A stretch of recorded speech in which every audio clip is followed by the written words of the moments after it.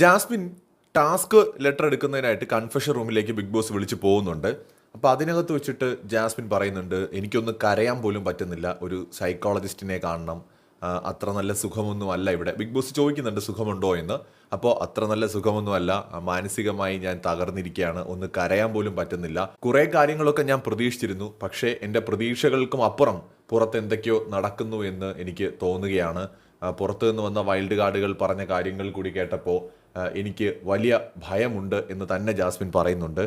മാത്രമല്ല വീട്ടിൽ നിന്നിപ്പോൾ ഡ്രസ്സും കാര്യങ്ങളും ഒന്നും എനിക്ക് അയക്കുന്നില്ല. അപ്പോൾ അതും കൂടി ആയപ്പോൾ എനിക്ക് കൂടുതൽ ഇക്കാര്യത്തിൽ ടെൻഷനുണ്ട്. വീക്കെൻഡ് എപ്പിസോഡുകളിലും എനിക്ക് എന്തൊക്കെയോ ഫീൽ ചെയ്യുന്നുണ്ട്.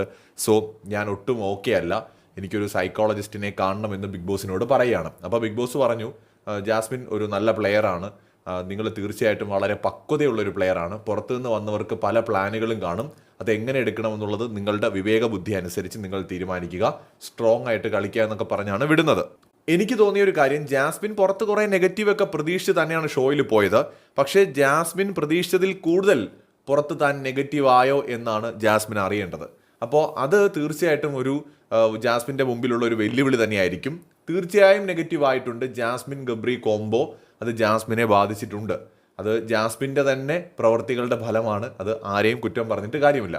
പിന്നെ വീട്ടുകാർ ഡ്രസ്സ് അയക്കാത്തതാണോ, ഇനി അത് ബിഗ് ബോസ് തരാത്തതാണോ എന്നും നമുക്കറിയില്ല. ഇതിനകത്ത് ബിഗ് ബോസിന് ഒരു മൈൻഡ് ഗെയിം ഉണ്ട്.